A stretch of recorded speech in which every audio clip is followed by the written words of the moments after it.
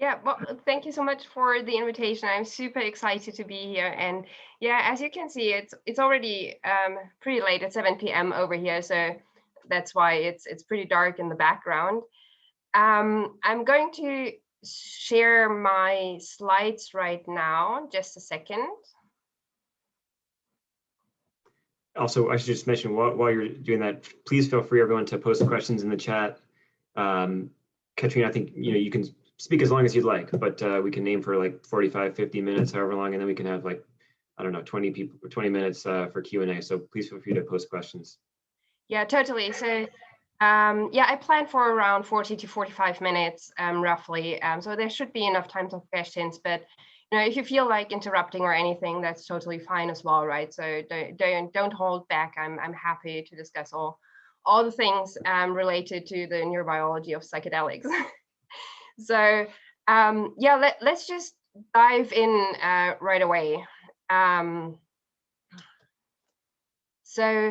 psychedelics. I mean, obviously, you're all pretty familiar with serotonergic psychedelics and the states that they can induce. So this is just, one image kind of trying to depict what some people call ego dissolution or loosening of self, other boundaries, for example. So one of the things that psychedelics induce. And that's what's one of the reasons why it's really fascinating studying these substances, because it's really inducing this very altered state of consciousness. However, of course, there's also another side to it, which is a very clinical side. So there are a couple of trials out there right now, modern trials, that show that psychedelics may have some efficacy treating psychiatric disorders. And the question here is, of course, well, how do they do that? Where does this effect come from? Both on these alterations in consciousness and in your experience while you're under the influence of these substances, as well as, of course, where does the effect on this patient population come from? And of course, one good starting point with these substances is, well, the brain. So that's most of what my talk is going to be about. How do these substances act on the brain, and what is different there after we have taken a psychedelic? And when we're talking about the brain, there are obviously very different levels of how we can look at the brain. And the first starting point when we're talking about psychedelics is their action on different receptors. So most of the, well, all of the serotonic psychedelics at least target the serotonin system, of course. And psilocybin and LSD, which are the two substances I'm going to talk most about, also because my personal work experience is a lot with these two substances. So we've run clinical trials as well as a lot of trials in healthy participants with both psilocybin and LSD.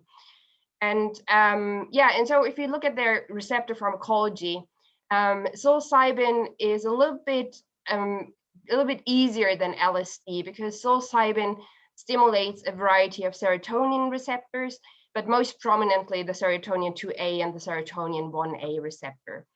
With LSD, the story is a little bit more difficult because there are also most of the serotonin receptors involved, but also a few dopamine receptors. So it's a little bit more of a promiscuous drug.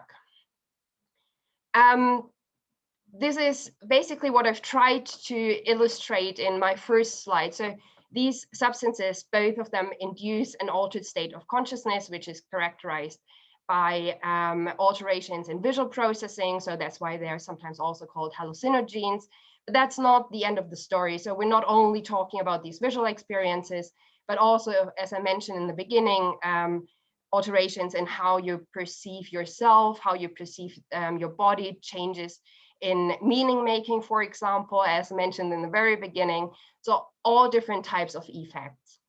And to tie that back to the receptor level is, well, if we block the serotonin 2A receptor with another drug, which is called catanserin, and catanserin is fairly specific for the serotonin 2A receptor, at least as specific as it gets in humans for the time being, at least.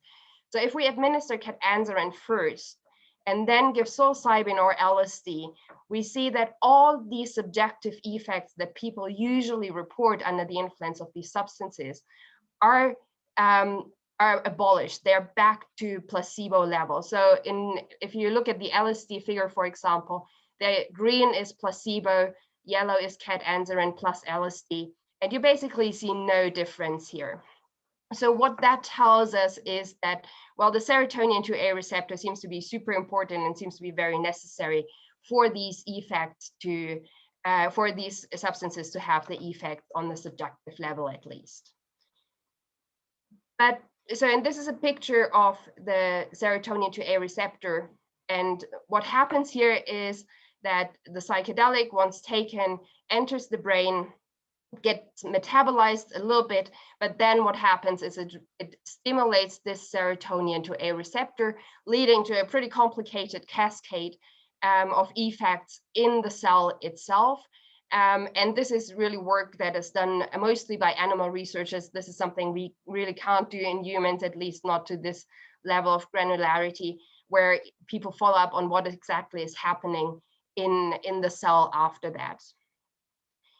But still, we know that the serotonin 2A receptor and stimulating the serotonin 2A receptor is super important for this effect. But obviously that is not the whole story, because there's a lot going on in the brain to produce these very broad alterations in subjective experience. And in the next few slides and minutes of my talk, I kind of want to talk about what we know of how we get from stimulating the serotonin 2A receptor with a psychedelic to these altered states of consciousness. But of course, the story also doesn't end there. So another question is then, well, okay, but how does this translate into any effects in a clinical population? And unfortunately, I'm only going to touch very briefly on this last part. And the reason for this is because we really don't know much about this yet. So I can't really present you any really reliable data. I can just present you a few hypotheses, and this is what I'll do towards the end of the talk. So let's go back to our receptors and the cells, our neurons in the brain. So what happens after we have the psychedelic on board is that that this leads to a change in the firing rate of these neurons. So they become more active, usually because the serotonin 2A receptor is an excitatory receptor. So we usually increase the firing rate of the neurons in the brain. But this increased firing rate, of course, depends on a lot of factors. And the first one is, for example, that the serotonin 2A receptor, it is located in the whole of the brain. So we find it pretty much everywhere, but we find it in some areas more prominently than in others.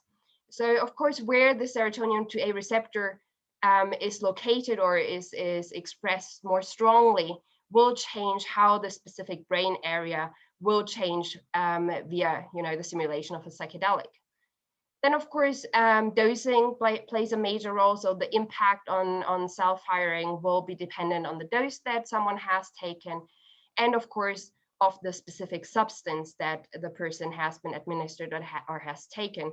Because as I mentioned in the beginning, although a lot of the effects of the psychedelics seem to depend on the serotonin 2A receptor, they also stimulate other receptors, which means that they probably have a modulating role in the effects of these substances. Unfortunately, these other receptors are not as well investigated at this point as the serotonin 2A receptor is. But then again, so we have changes in the firing rate, which first of all leads to changes in how information is processed in the networks that are present in our brain. So in the functional architecture and in how messages or information is passed from one brain area to the other. But then, of course, our brain does not live in isolation, of course. Our brain is, first of all, interacting with the body and interacting with the environment. And I'm now trying to walk you through these different steps. So first of all, what do we see on a network level in the brain? And what does that mean for interacting with the body, with the environment. So let's look at the functional architecture first. And I'm absolutely aware that most of you will be very familiar with the anatomy of the brain. I still want to point it out real quickly that we have a cortical hierarchy. And what that means is that there are areas in the brain which are primarily responsible for receiving sensory input, such as, for example, the occipital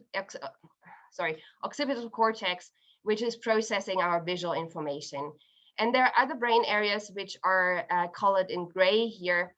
And those are the areas which take the sensory input and bring it together, integrate it, and make sense out of the information we are receiving from the outside world as well as from within ourselves, bring it together, combine it with memories, for example, with expectations, and therefore basically make a coherent picture out of the information that we are processing. And I want you to keep this this picture here in mind, because it will make a lot of sense when I'm showing you what psychedelics do to these brain networks. So there are still various hypotheses being discussed about what exactly it is that psychedelics do. And one prominent hypothesis is that psychedelics change the way we are filtering information, again, from the outside world as well as from within ourselves. And there's one brain area which is mainly responsible for this type of filtering. And this is the thalamus, located basically in the middle of our brain. And this hypothesis, the Thalamic filter model, says that under the influence of a psychedelic, this filtering mechanism of the thalamus is disturbed. So it cannot necessarily filter the information as efficiently and as good as usually. And therefore, there is a lot more information being passed through to the cortex, which leads to a sensory overload, which then again leads to the subjective experiences that people report after having taken a psychedelic. Now, what we have done, we wanted to test this hypothesis in humans. And of course, in humans, some things are a little bit more difficult than in animals because we cannot just stick electrodes into our participants' brains. But what we do is we put them in an MR scanner and look at whatever happens in their brain. And one approach was to look at the functional connectivity between the thalamus and the rest of the brain. So functional connectivity is basically how in sync different brain areas are. And as you can see in this picture, and please again, keep in mind the cortical hierarchy that I showed a few slides ago. What you can see here, that there is indeed a higher connectivity between the thalamus and in particular, the sensory brain regions of our brain. So that kind of already speaks to this hypothesis that the filtering is less effective under the influence of a psychedelic. But the problem with functional connectivity is that it doesn't give us any direction. So there could be more information flow from the cortex, from the thalamus to the cortex, but it could also be the other way around. So there could be more information flow from the cortex to the thalamus. It's just a downside of using functional connectivity. You just won't get any direction. So we used another method to actually get this direction, which is called dynamic causal modeling. And of course, as every method we use in science, this one also has downsides. And one of the downsides, at least for the time being, is that with this method, we cannot look at the whole brain, but we have to pick specific brain areas that we look at. And that's what we did here. This is again under the influence of LSD. And what we saw here is mimicking to a certain degree what we've already seen in the functional connectivity data. So there is indeed increased, which is the red arrows here, increased connectivity between the thalamus and some cortical brain areas, but there's also reduced connectivity between the thalamus and other brain areas. So going back real quickly to this picture, there seems to be a direction which is reflected in in the effective or in the directed connectivity approach as well as here. So indeed, it seems like the thalamus is sending more information to specific parts of the cortex, especially the parts which are responsible for processing sensory information. But there is also potentially less connectivity to other brain areas, such as the ones which are responsible for integrating this information, like the prefrontal cortex here, which kind of led us to partially accept the filtering hypothesis, but only partially. And the part where these data do not agree with this hypothesis is that there is just some kind of absolute overflow of the cortex, because it's really not that it's just, there's a higher connectivity to everywhere, but it's really to very specific parts of the cortex, which are the sensory brain networks. Katrin, can I just don't want to lose the thread here. I think there's a couple neuroscientists in the audience with questions that are, to be honest, a bit above my head about how you chose specific seeding and the spatial resolution of fMRI. Fidel or Anish, if you're out there, if you want to pipe in with a more articulate version of that, please do. Oh, no, you did a great job. And this is a fantastic talk, but I love this intersection between seed-based connectivity into dynamic causal modeling, because you could get a directionality, but I didn't know that it couldn't go from seed to whole brain, that you had to explicitly pick the seeds to see if they're connected to each other. So what was the theoretical background to picking, I don't know, so there was the thalamus and it looked like there was the PCC and then maybe the temporal lobe. Right, exactly. And then the ventral striatum. Why those areas? Yeah, so yeah, I'm sorry I didn't go into enough detail here. So the reason for that is because we specifically so we approached this analysis really to specifically test the thalamic filter model. Without having seen these functional connectivity data first, I have to add here. And we picked brain areas that on the one hand are related to the thalamic filter model, which are these four. And I didn't talk too much about the ventral striatum, but in the thalamic filter model, which is derived mainly from animal data, one of the hypotheses is that the ventral striatum loses control over the thalamus, and that's why the thalamic filter opens and sends more information to the cortex, and that's why the ventral striatum is in this model. Also the PCC, because we've seen that is modulated pretty consistently when we administer a psychedelic, and the temporal cortex as another cortical region. That being said, this is basically the purely theoretical basis of this model, which is driven by the original thalamic filter model. There is a second layer to that. When you do DCM analysis, you can just due to the way that the model works, you will only be able to fit the models to brain areas which are indeed modulated by your intervention. So usually what you do is you take a more data-driven approach, where you pick the seeds or the brain regions that you want to look at, and only use those where you see that they are, significantly modulated by your intervention. And so by combining these two things, the theoretical as well as the data-driven approach, these were the four brain areas which, both of these converged, and that's how we picked the brain regions. Thank you for a very thoughtful response. Just a quick add-on to that, and also a great talk. I'm curious if it makes sense to use the whole thalamus as a seed, to the extent like, does medial geniculate nucleus really have anything to do with the visual system, for example? I couldn't agree more. Absolutely.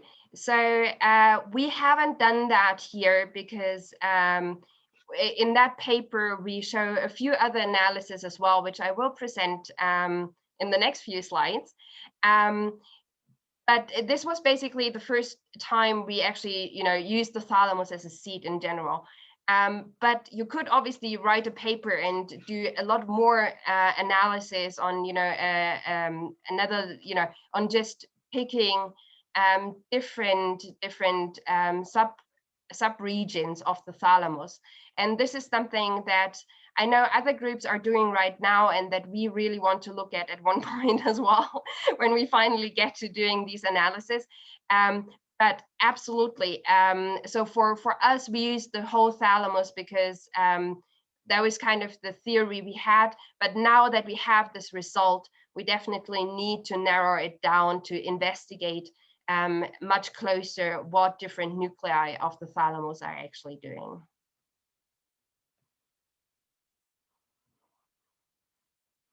Okay. Thank you. Thank you. Okay. Yeah. Well, thank you very much for these excellent questions. So yeah.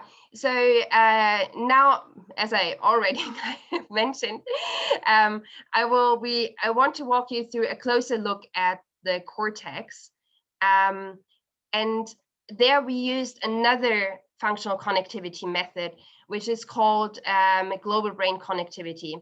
And what we do with this method is this is computing the connectivity between each voxel, so each little part of the brain, to each other to every other voxel in the brain.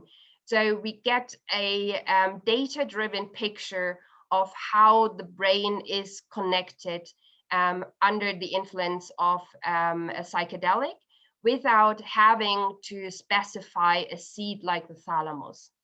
And as you will see right here, this is mimicking a lot what we've already seen in the thalamo-cortical connectivity. So we see this differentiation between the sensory brain networks, so highly connected to the rest of the brain in warm colors here, and at the same time, these associative brain regions, which are supposed to integrate the sensory information, are loosely connected under the influence of the psychedelic. And you see that a very similar pattern emerges after we have given psilocybin to our participants, as well as with LSD. And the similarity here becomes even more obvious when you look at the unthresholded images. So very similar pattern of increased connectivity between sensory brain regions and decreased brain connectivity in the associative brain regions. And I want to tell you a little bit about how we interpret these results, to basically summarize also what we've seen so far. So we've seen a reduction in thalamic filtering of interoceptors as well as exteroceptive stimuli.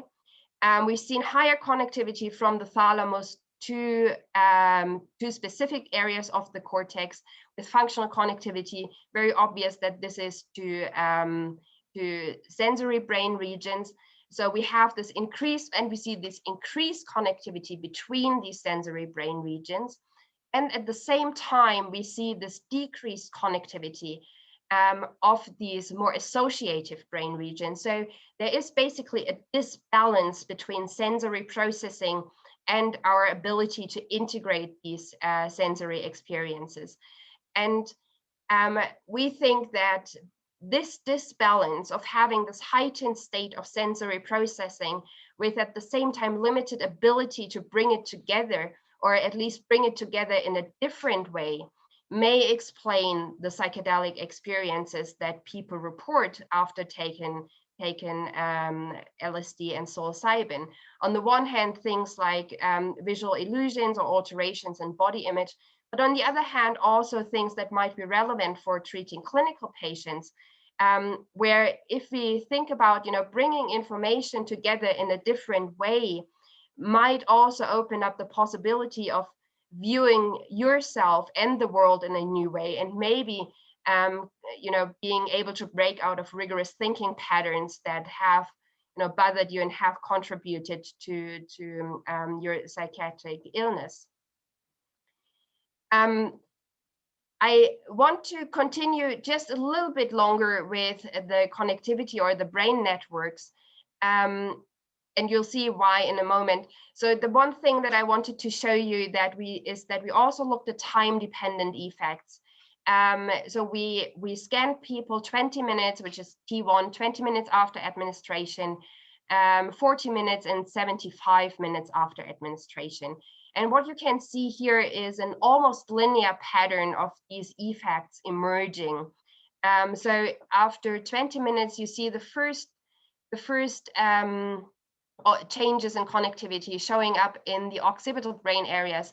And this is very much in line with what people report after they have taken a psychedelic. Usually the first symptoms are like, well, the ground starts to be moving a little bit, or the walls look different, or things appear brighter or darker.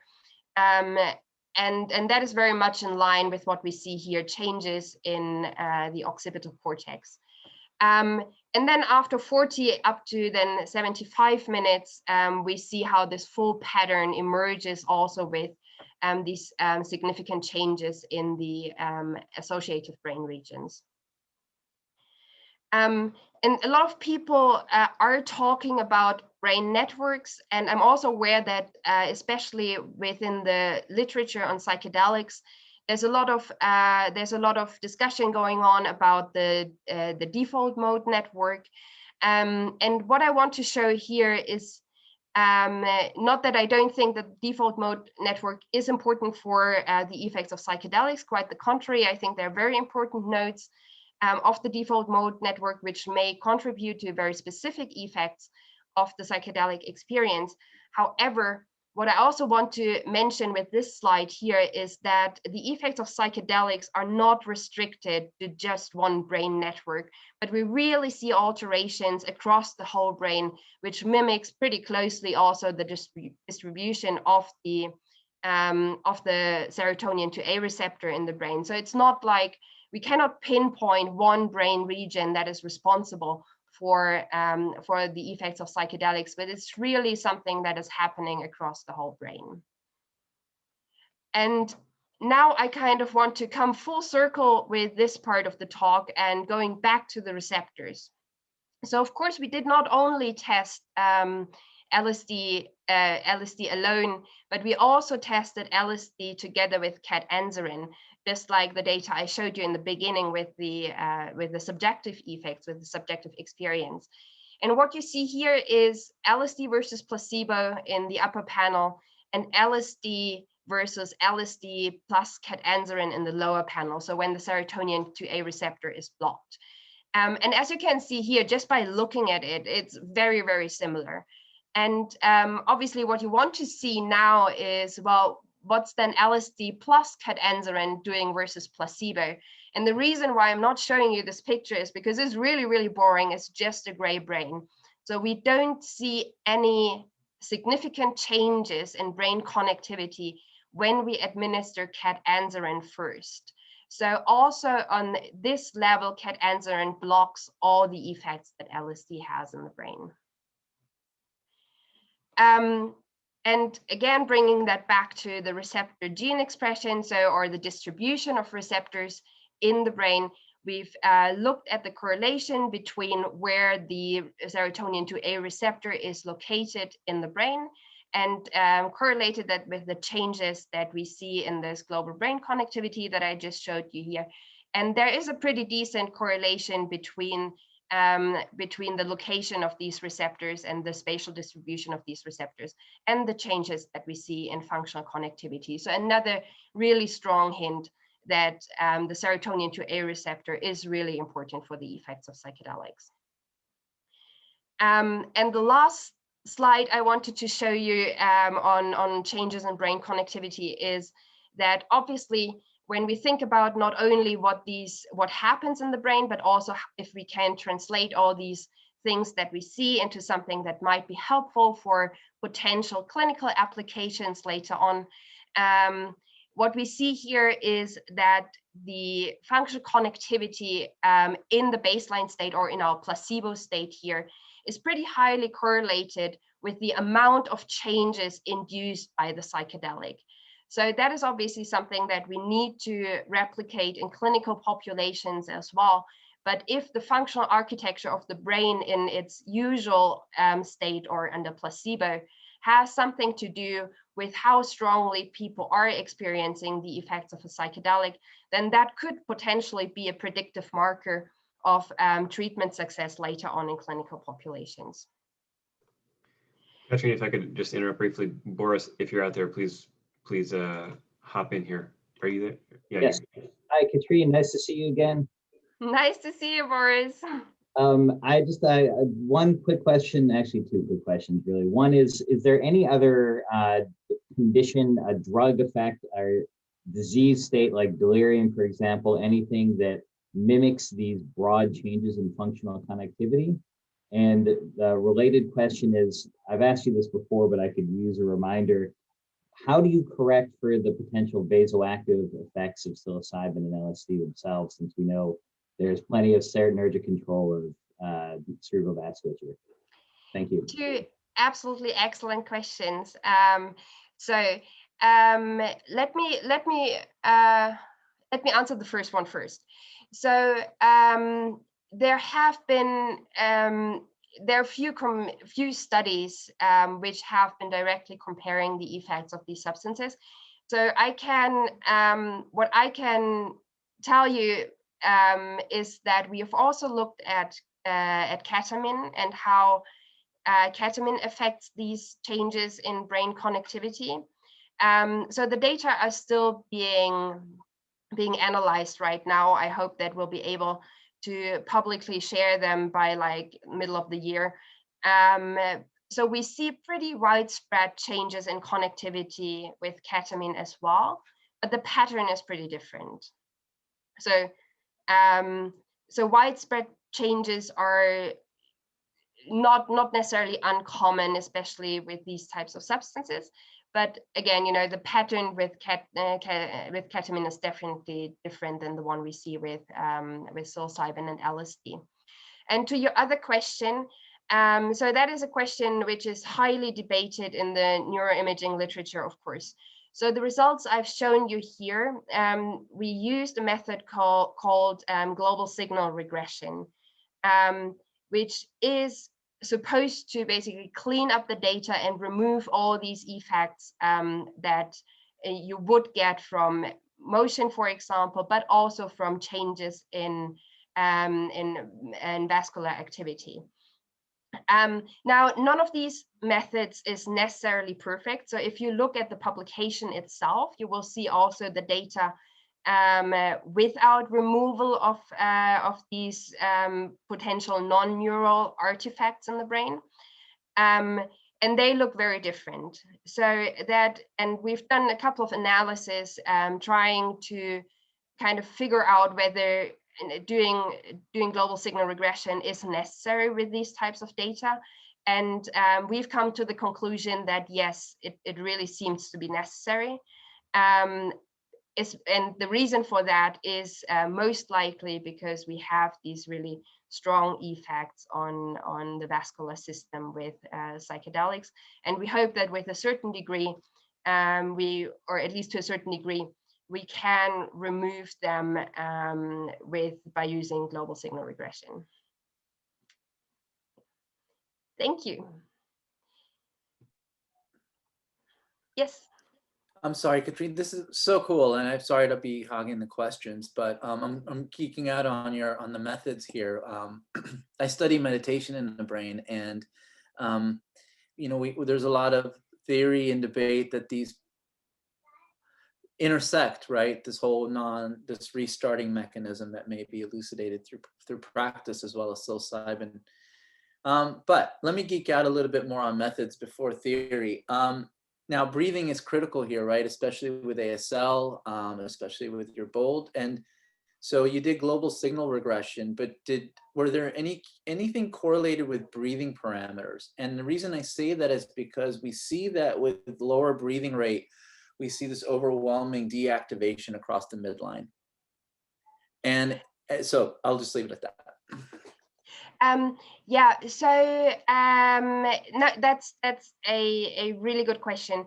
So we have correlated the signal or the changes in signal that we have with different physiological as well as or movement parameters, and so we've tried to correlate the quality control metrics with the the data that we got, and we didn't find any correlations there after doing global signal regression.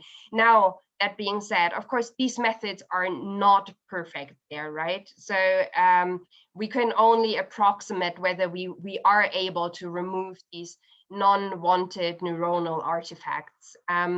And I think we try to really do a good job in controlling for them and trying to figure out if there is something left there which could have influenced the signal. And as these methods, of course, are not perfect, yes, I'm sure that there is some artifact there which might not tell us the absolute truth here. But we've really tried our best to clean up these data as much as possible. Thank you. No, and your data are consistent across studies, which demonstrates reproducibility. So I agree. Thank you. Okay, so if there are no further questions on this part right now, I'll move on to the next part, where we're not only looking at the brain itself anymore, but where we're looking at, well, what happens if the brain is challenged with experiences and stimuli, etc.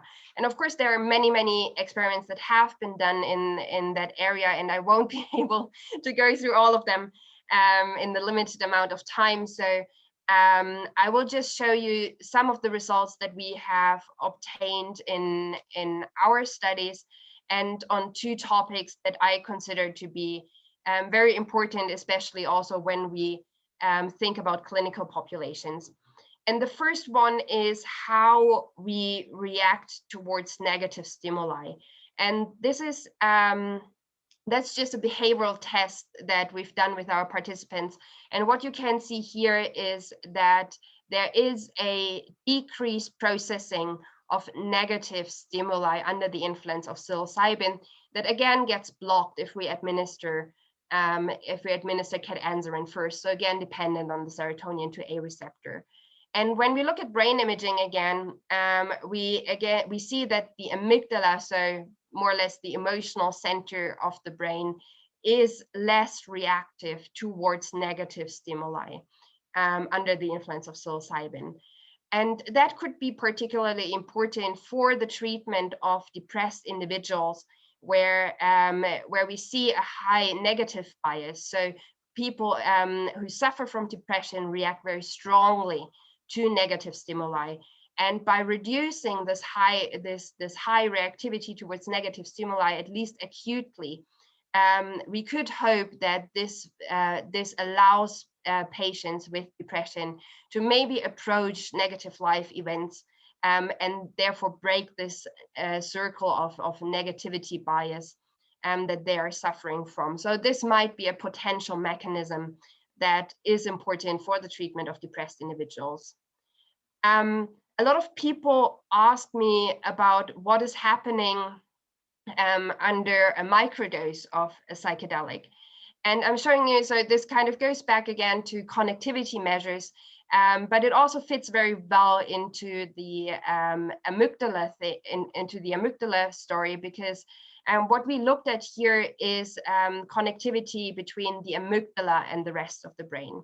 And what we see here is that while there are very little behavioral effects of a very low dose of LSD, so this were 13 microgram, the only change that we really could detect is changes in the connectivity between the amygdala and especially the frontal cortex. And I'm highlighting these frontal regions here because the connectivity strength here was also correlated with changes in positive mood. So what that means potentially is that, well, while we probably don't see a lot of changes in or even benefits maybe in people who microdose but are already performing at a really high level, a high personal level where they are, because they are not depressed or don't suffer from any kind of impairment or whatever, for someone who might suffer from, for example, slight depression,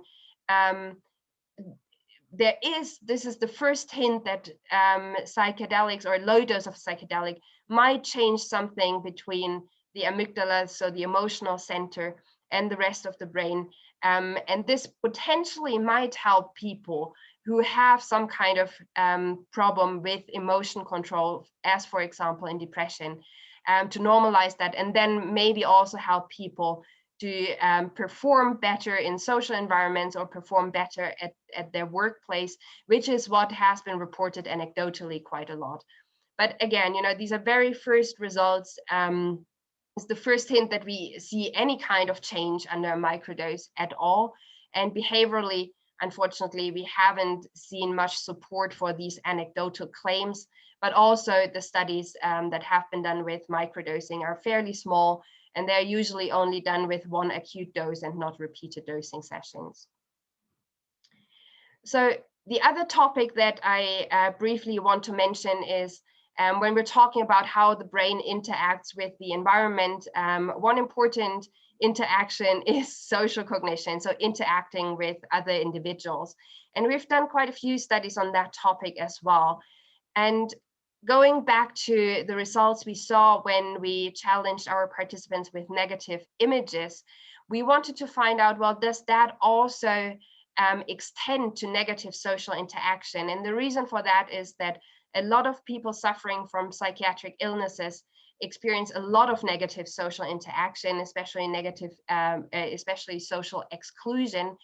And on the other hand, we also know that people suffering from, for example, borderline personality disorder or depression react more strongly to this negative social interaction.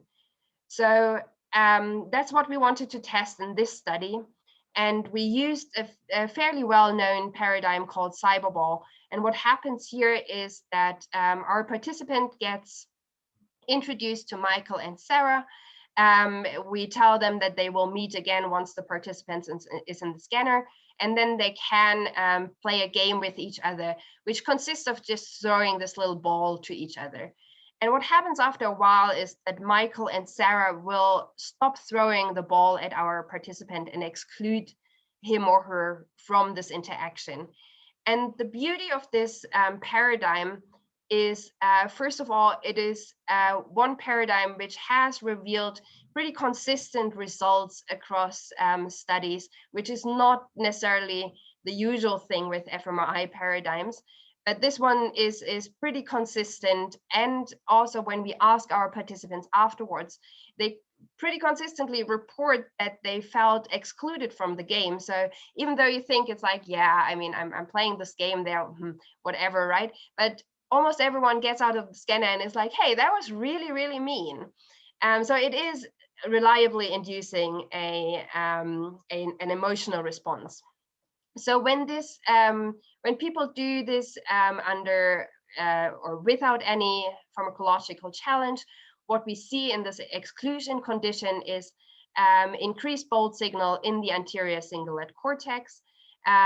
Therefore, this has sometimes also been called the social pain signal. When we do the same thing in, for example, borderline personality disorder patients, we see increased reactivity of the anterior cingulate cortex with the same paradigm. Now, what happens with psilocybin? Well, first of all, of course, we ask them again.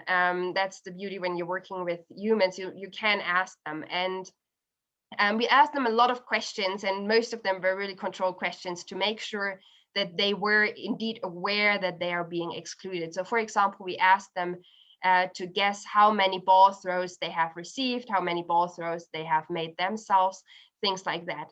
And it turned out that people were very much aware that they were being excluded from this game. But when we asked them about their emotional response, like, so how excluded did you actually feel? Then they rated this significantly lower in the psilocybin condition than under the placebo condition. And also, when we looked at the brain imaging results, we see decreased bold signal under psilocybin, in particularly in these brain regions that previous studies already showed us is important, the anterior cingulate cortex. The other thing in terms of social cognition that we looked at was empathy processing. So just a really brief background here. So empathy can be divided into different kinds of empathy. Cognitive empathy, sometimes also called theory of mind, where you know what the other person is feeling, but it doesn't necessarily mean that you have to feel the same emotion. And emotional empathy, which means you really feel with the other person. It doesn't necessarily mean that you need to be able to tell what exactly this emotion is, but you feel the same thing.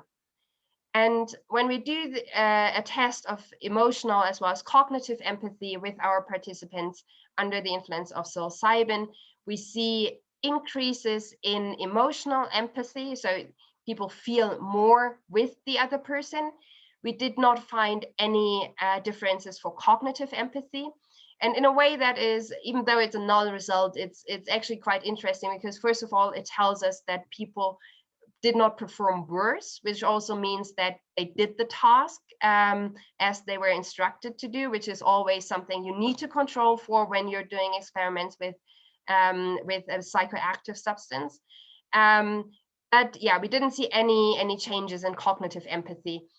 That doesn't mean that there might not be some. It could also be that cognitive empathy is just something that takes a longer time to change. So maybe if we had measured people 2 weeks or 4 weeks after we administered the psychedelic, maybe we would see changes in cognitive empathy, but we didn't see any when we did these tests acutely. We also did another test on moral decision making, and this is kind of the same story. We didn't see any changes in moral decision making under the influence of psychedelic. Yeah, and that already brings me to the first part, or closes the first part of this talk. And I can assure you the last part will be very, very brief.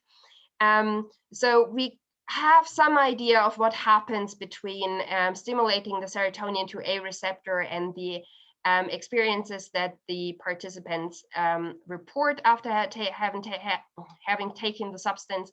There's definitely room for more questions and more answers here, but we are starting to get an idea of what happens in brain networks and also in terms of interaction with the environment. Now, the big question, of course, remains, well, how does this translate into clinical efficacy? And as I said in the beginning, I will only be able to present some hypotheses here because we really don't know right now.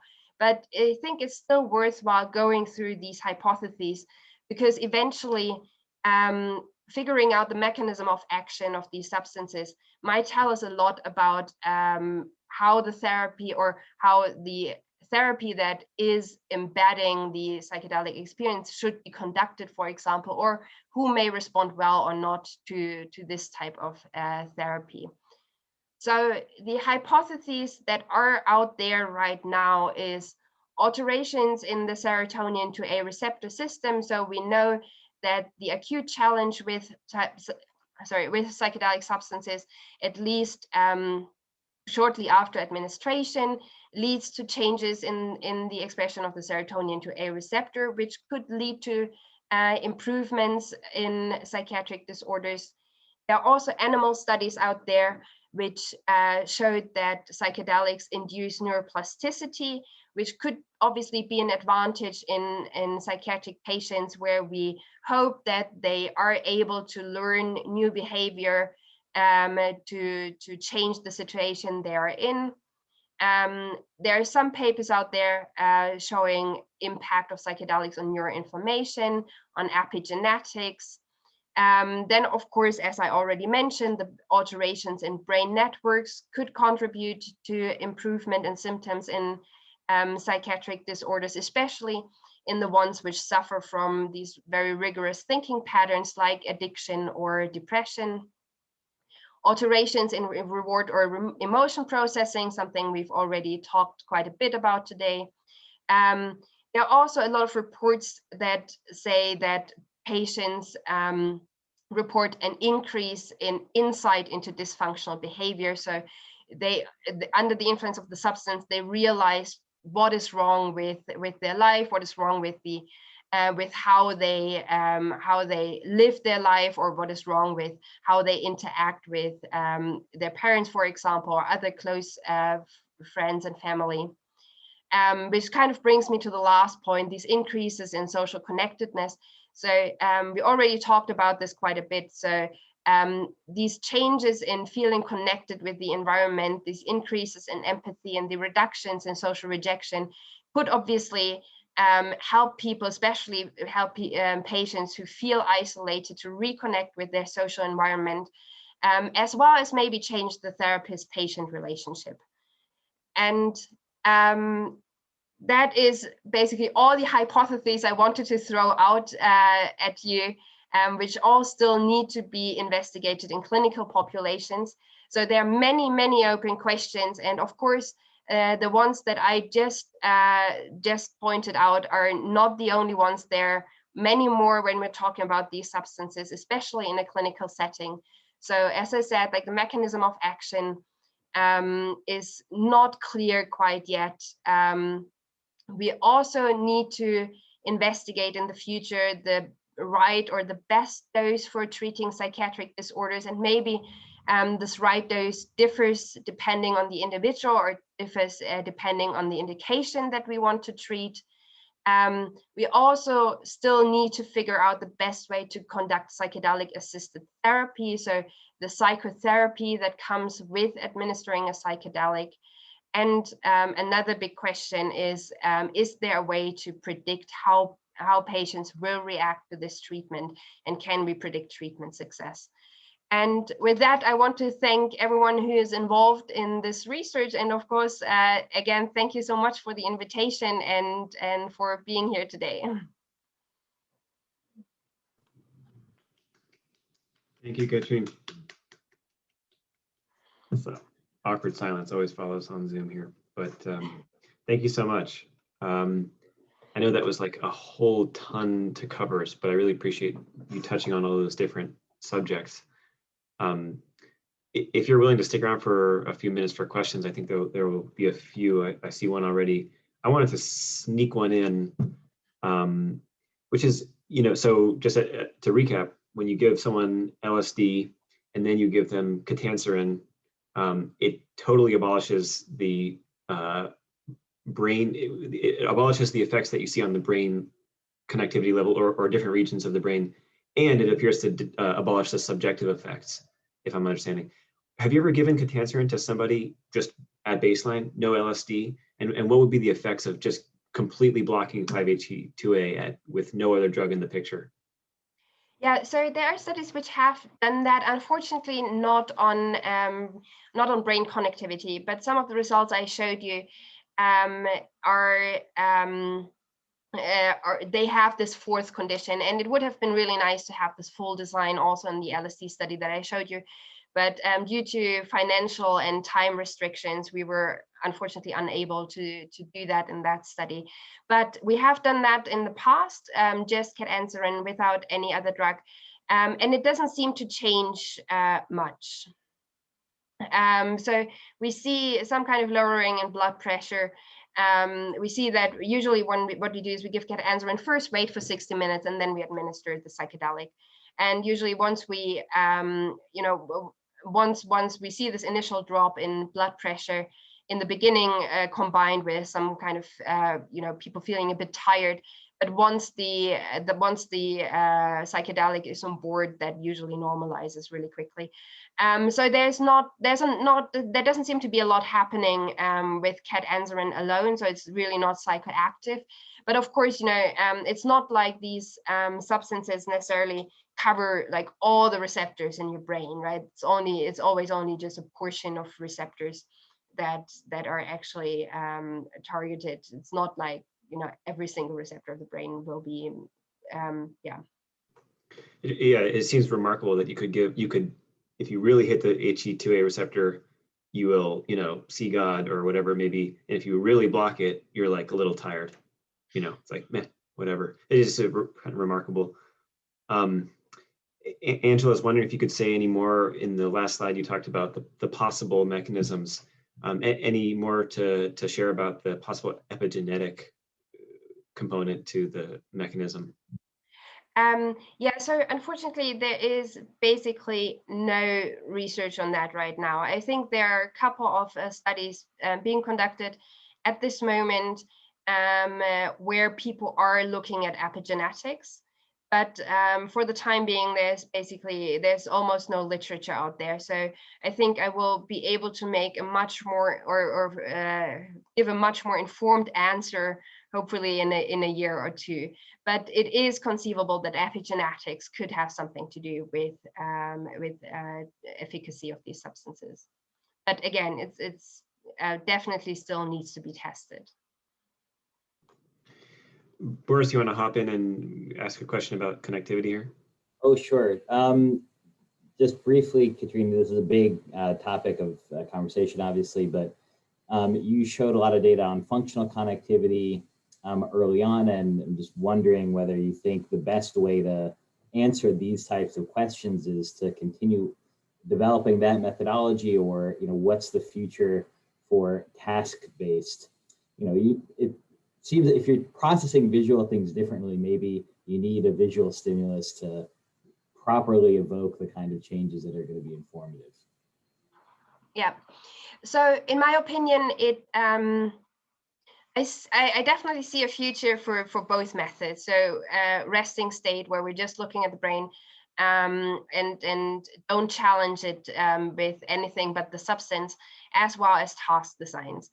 And that being said, of course, we need to give people, when they are under the influence of psychedelic, we need to do two things, right? We can't give them a massive dose where they won't be able to see anything, where they won't be able to concentrate and things like that. So of course you need to align your dose with what you want to measure. And then on the other hand, we need to also do the task in a way where people are actually able to complete it, right? So if you, for example, have large text that they need to read, I mean, that's just not going to work, right? So what we did there is, for example, we presented them as spoken words. So we had we recorded whatever they needed to read and then just played it back to them, and that works pretty well.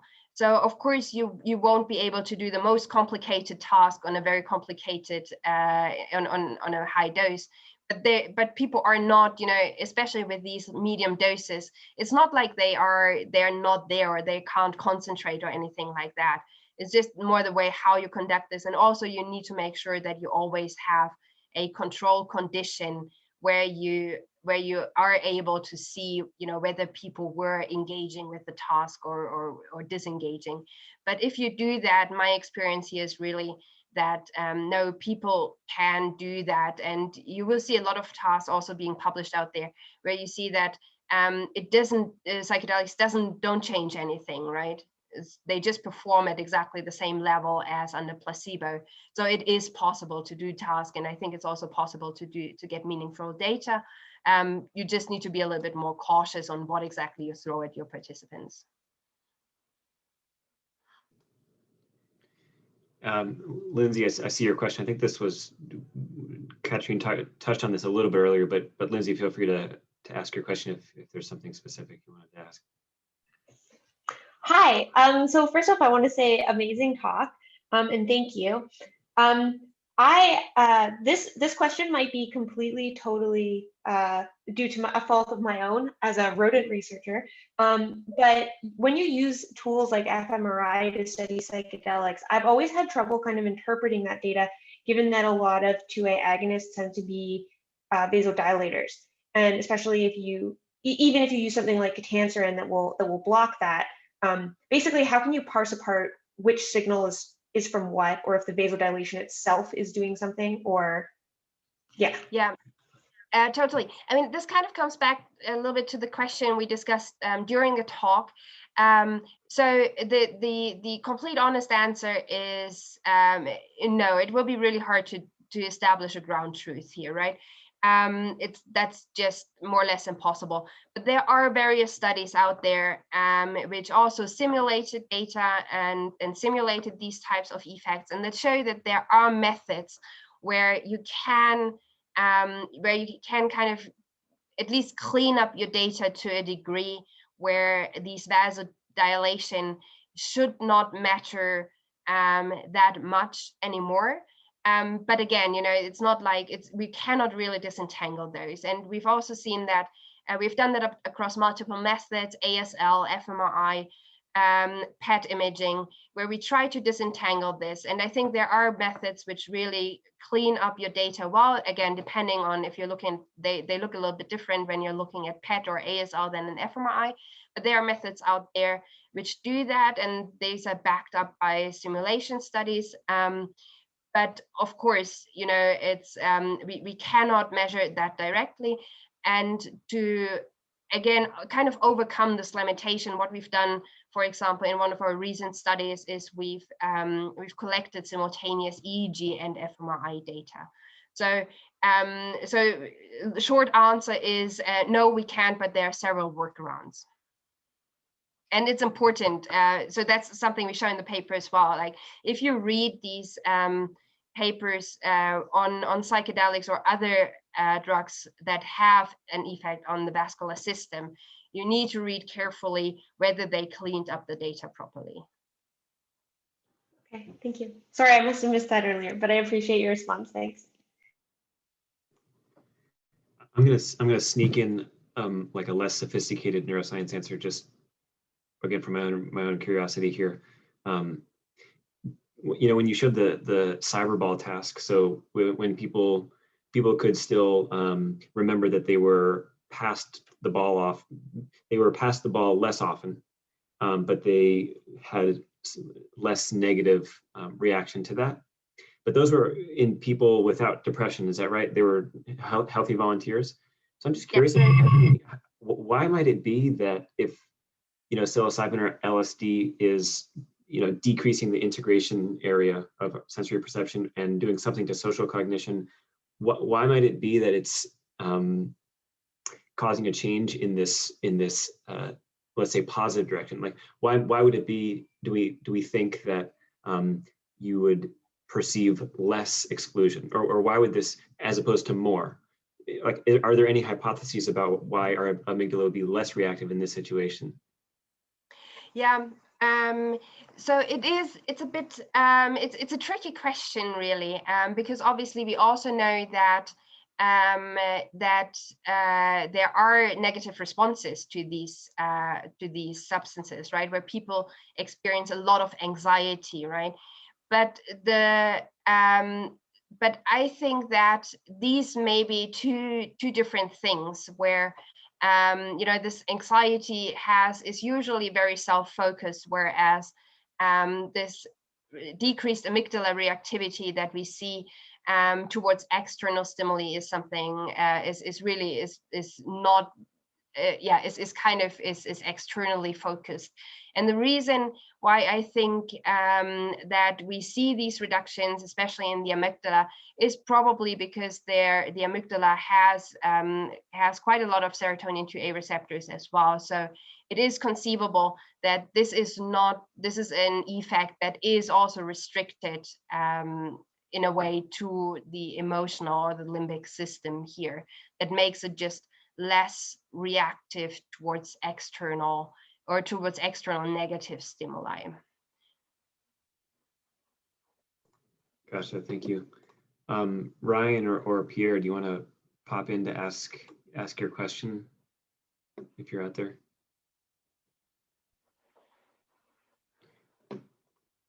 And if not, I can just ask another less intelligent question. How's it going? I can let Ryan go first unless he's not around.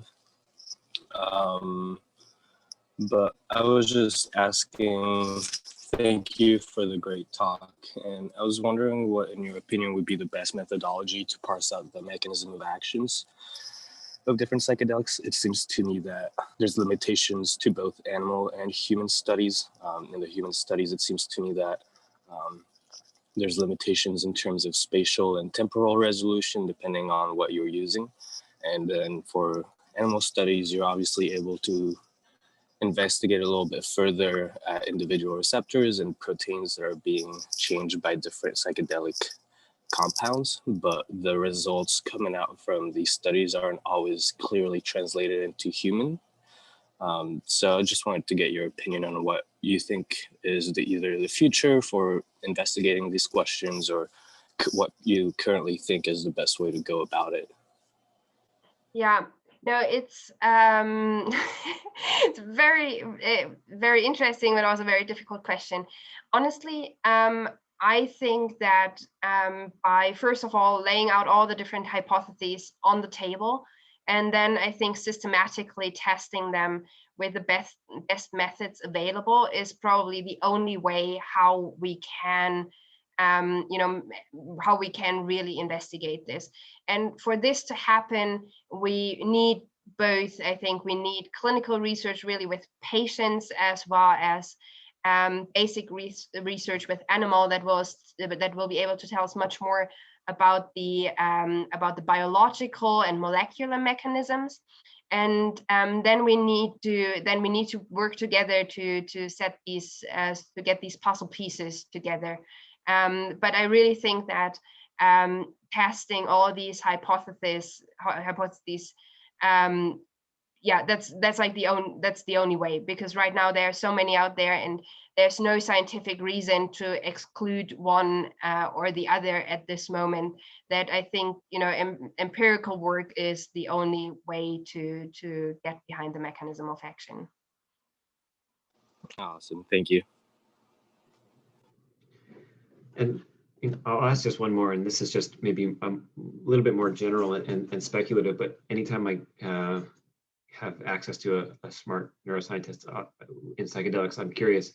You mentioned there is this story about the default mode network that seems to get a lot of attention and press, and it's kind of like a intuitive story. It's just so, and like this idea of a default mode network, which is hyperactive in depression and anxiety and this ruminative thought, and this kind of maps onto the experiences of depression in some cases, and that psychedelics come along and disrupt this network, this calcification of thought, and allow for this disintegration, and that maps onto ego dissolution. And it's kind of a nice story mapping onto like subjective experiences and brain imaging techniques, and then it's been criticized because there are different ways of measuring functional connectivity, and maybe for the person who's not well trained in neuroscience and fMRI imaging methodology and statistics, what would you say is like maybe the biggest weakness of that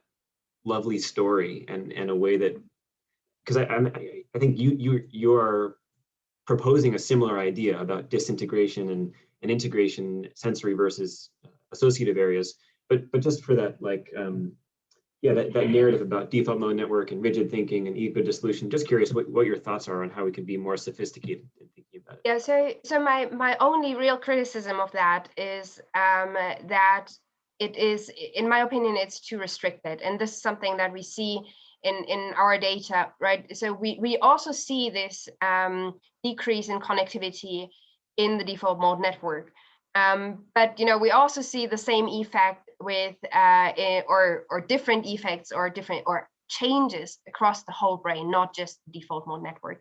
And I think that in neuroscience, in the very beginning, I think we focused very much on brain regions, and we were like, yeah, this brain region does this and that. But no brain region is an island, and usually the brain just doesn't just like activate this one brain region and then this happens, right? It's always a very complex system where things work together, and I think that has been largely recognized by now. And then people came up with brain networks such as the default mode network. But the default mode network or these brain regions, or these networks, we shouldn't treat them as just larger brain regions, right? if something happens in the default mode network, it's very likely that something else happens in the rest of the brain as well. So also brain networks are not islands. And so my only criticism of that is that I think it is too restricted, and it focuses too much on this one brain network and ignores what else is going on in the rest of the brain. And when you look at the receptors, as well as when we see what happens in terms of connectivity, we see that it is just not an effect that can be associated with just one brain region or with just one brain network. Gotcha. Yeah, that makes sense. Like, if something is happening in the default mode network, not only is it likely that something is happening across brain regions, but you actually see, your data showed at least, that there's changes across different networks. And that's actually helpful to think about, to not make the same mistake of thinking about a network as a region, in a sense of like, this network does this thing. This, it's a more complex story than that. Yeah. Anyway, I know it's getting a little late for you. Hopefully you've had dinner, but thank you so much for joining us, Katrin. Really appreciate all that you shared. Well, thank you so much. It was such a pleasure, and thank you for all these really, really interesting questions. And yeah, I hope we'll be able to meet in person at one point. Mm-hmm. Yeah, I mean, you're the permanent invitation, open invitation to come back. Thank you so much. Yeah, it's really been such a pleasure. Thank you. Take care, Katrin. Bye, everybody. Have a nice day. Take care.